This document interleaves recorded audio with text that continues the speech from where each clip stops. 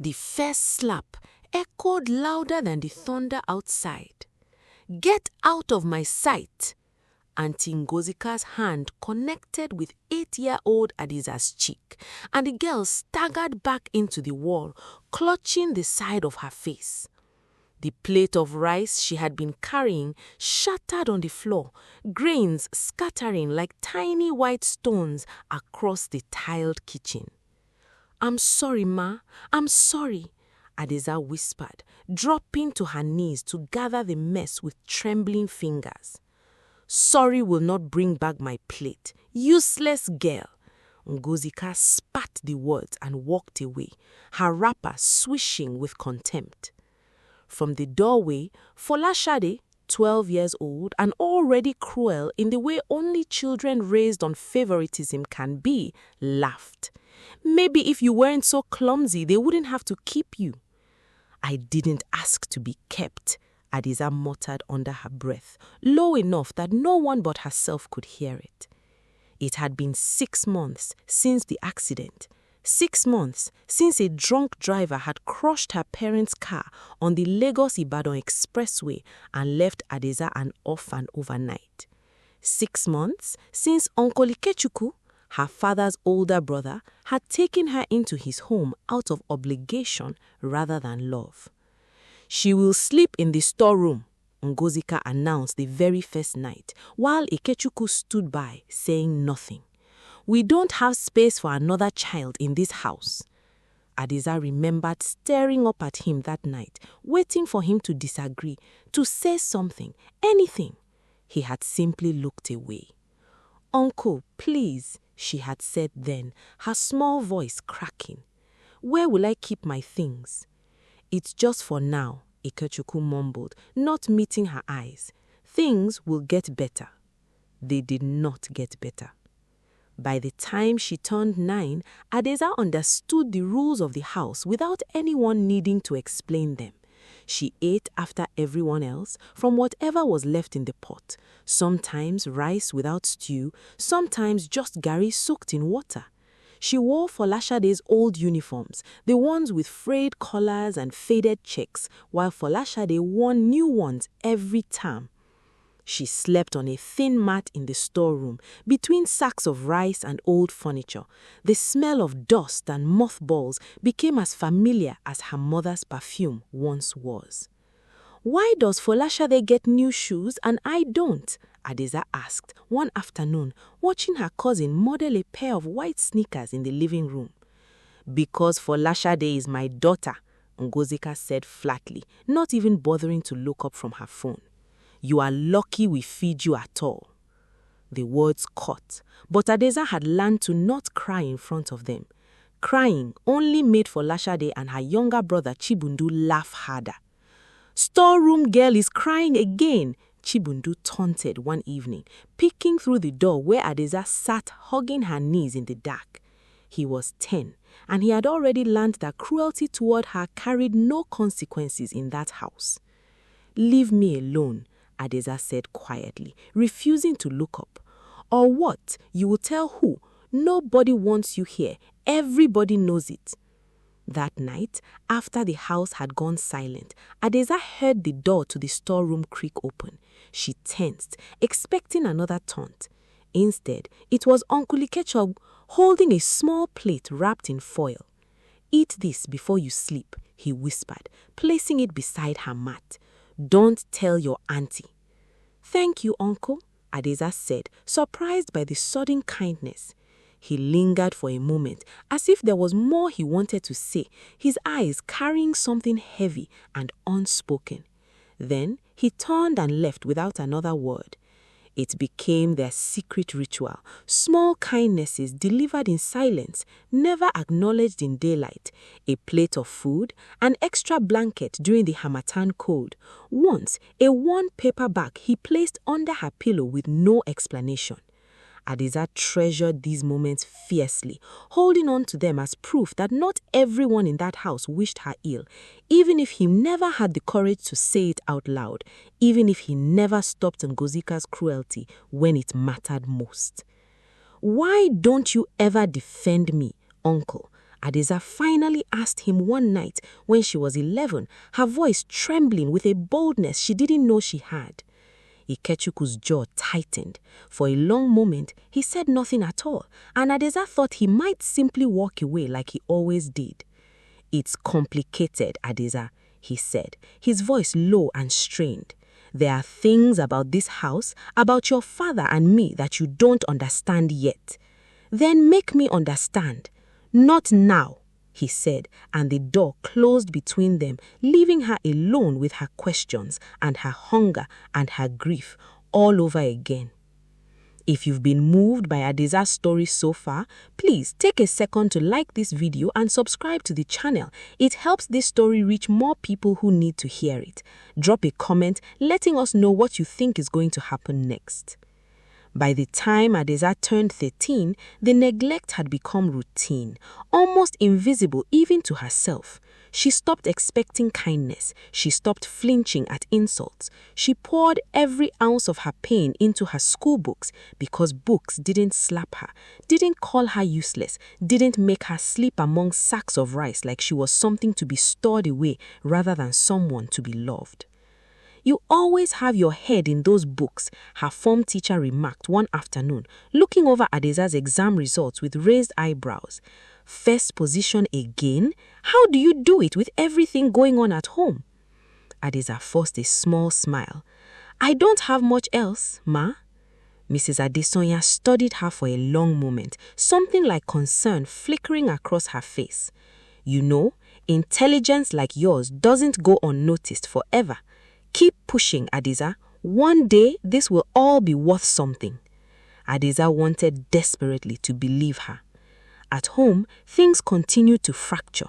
Folashade, now 17 and insufferable with the confidence of a favored child, took every opportunity to remind Adaeza of her place.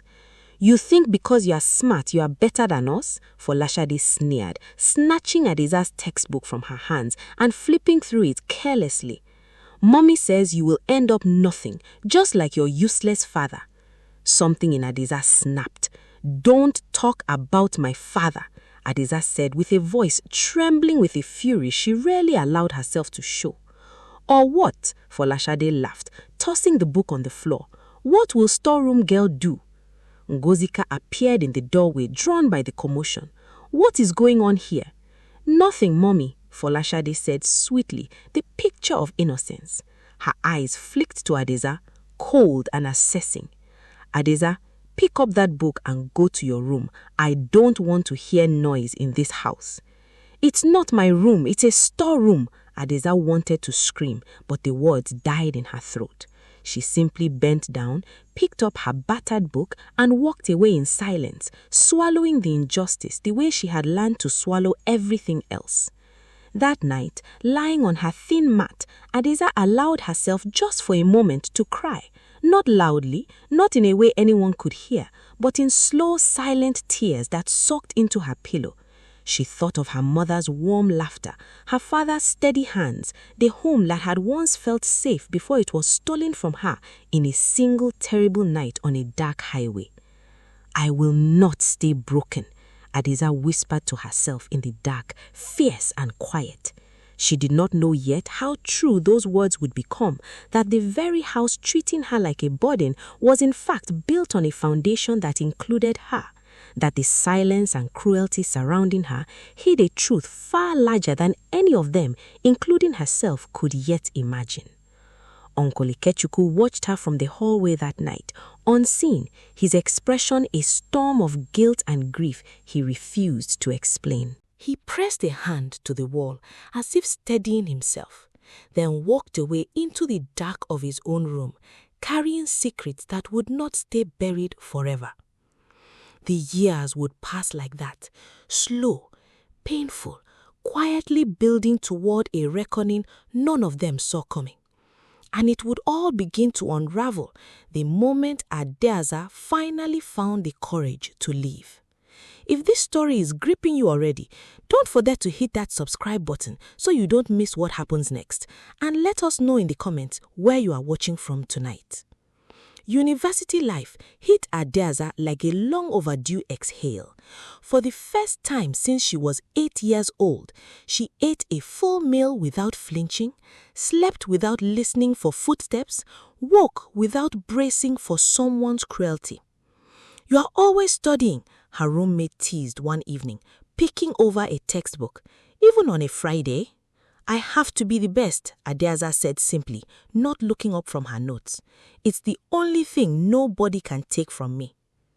She graduated top of her class in accounting, then talked her way into an entry-level position in a mid-sized firm in Lagos, working twice as hard as anyone else because she had learned long ago that nothing would be handed to her. By 23, she had her own small apartment. By 25, a promotion. By 27, she was managing her own portfolio of clients, her name finally meaning something outside of storeroom girl. Every December, she sent a text to the family group chat. "Merry Christmas, Uncle. Hope everyone is well." Most years, no one replied. Once, Ikechukwu sent back a single word, "Thanks." She read it over and over, searching for warmth that wasn't there, finding only the outline of a man who had never learned how to give it freely. "Why do you even bother?" Blessing, still her closest friend years later, asked her over dinner. "They never reply. They never ask how you are doing." "Because somewhere in that silence," Adaeza said quietly, stirring her soup, "there's still a small girl hoping someone will finally say she mattered." Blessing reached across the table and squeezed her hand. "You matter, Adaeza, with or without them." "I know," Adaeza whispered. "I'm just tired of having to remind myself." The call came on a Tuesday morning in March, while Adaeza was reviewing quarterly reports at her desk. The number was unfamiliar, but something made her answer. "Hello? It's Adaeza." The voice was Tessie's, Folashade's younger cousin, someone Adaeza had barely spoken a full sentence in over a decade. "It's about Uncle Ikechukwu. He passed away last night. Heart attack." The phone nearly slipped from Adaeza's fingers. "What? When? How?" "Mommy Ngozika found him this morning. The funeral arrangements are already starting. Everyone is asking, will you come?" Adaeza sat in silence for a long moment, memories flooding back uninvited. The foil-wrapped plates, the secret blanket during Harmattan, the guilty eyes that never once turned into protection, the man who failed her in almost every way that mattered, and yet had never once let her go fully hungry. "I'll come," Adaeza finally said, her voice steadier than she felt. "For my father's brother, I'll come." "Are you all right?" Blessing asked that night, watching Adaeza pack a small bag with mechanical, careful movements. "I don't know what I'm walking back into," Adaeza admitted. "It's been almost 10 years, Blessing. 10 years since I left that house and never looked back." "You don't owe them anything," Blessing said firmly. "You hear me? Whatever happens there, you don't owe Ngozika or Folashade one single thing." "I know," Adaeza said, "but I owe myself the chance to finally close that door properly, even if it hurts." Don't forget to like this video and subscribe if Adaeza's story has held you this long, and let us know in the comments what you think that family is hiding behind Uncle Ikechukwu's death. The house looked smaller than she remembered. The gate that once towered over her as a frightened 8-year-old now seemed almost modest, its paint peeling in places, the compound a little more worn by time. "Adaeza," Ngozika's voice carried no warmth as she opened the door, older now, her face lined with new sharpness. "You came." "He was my uncle," Adaeza said evenly. "Of course I came." Folashade appeared behind her mother, 27 now, dressed expensively, her eyes raking over Adaeza with the same old contempt, dressed in adult clothing.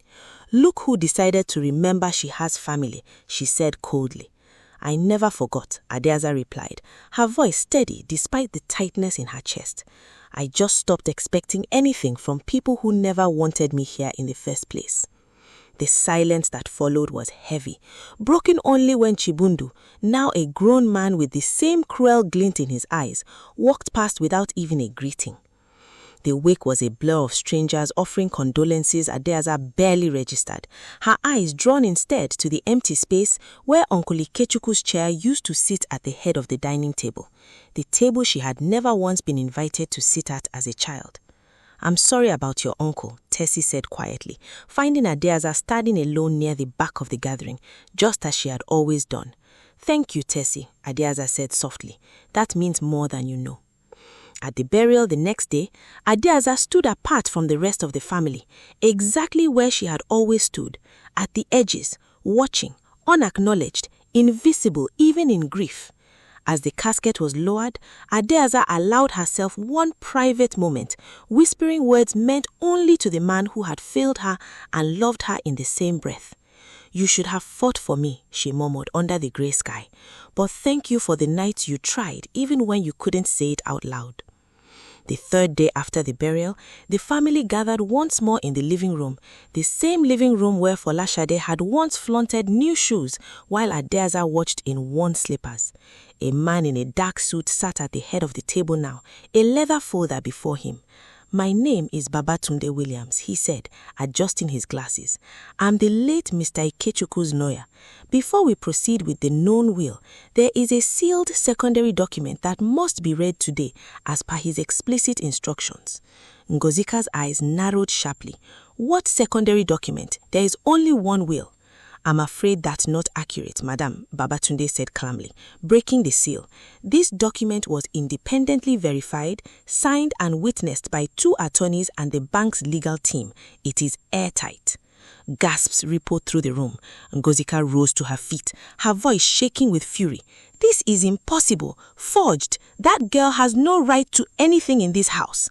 "I assure you, madam," Babatunde said firmly, "this document was independently verified, signed and witnessed by 2 attorneys and the bank's legal team.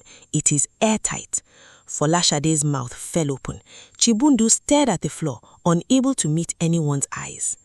Adaeza sat perfectly still, her hands folded in her lap, while 2 decades of memory crashed over her at once. The storeroom, the slippers, the foil-wrapped plates, the silence she had mistaken for indifference. "He knew," she whispered, almost to herself.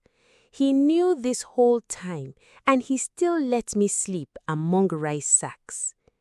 "He was protecting you," Babatunde said gently, as if reading her thoughts. "There's a letter attached, addressed directly to you." With trembling hands, Adaeza unfolded it. "My dear Adaeza, if you are reading this, then I have run out of time to say it myself. I was a coward in life. I let fear of your auntie, fear of conflict, fear of losing what little peace this house had, silence me when you needed me most. But I never once stopped knowing the truth, that you were never a guest here. You were an owner long before you knew it. Forgive me for the years I failed to say so out loud. Uncle Ike." Tears slid silently down Adaeza's face, not from grief alone, but from something closer to release. Months later, the company now bore both names on its letterhead, Eze and Eze Holdings. Adaeza sat at the head of the very dining table that once excluded her, signing documents in the same house that had made her sleep among sacks. Tessie visited Orphan, the only cousin who had never once mocked her. Ngozika and Folashode had grown distant, their silence now a relief rather than a wound. "Do you forgive him?" Tessie asked one evening, watching Adaeza flip through an old photograph of her father and Uncle Ikechukwu, young and laughing, taken before everything fell apart. "I understand him," Adaeza said softly. "That's its own kind of peace." She placed the photo gently beside her on the table, her table now, and looked out at the home that had once tried to erase her, finally, fully, undeniably hers. If Adaeza's journey moved you tonight, make sure to like this video, subscribe for more stories like this one, and drop a comment below telling us where you are watching from. We read every single one.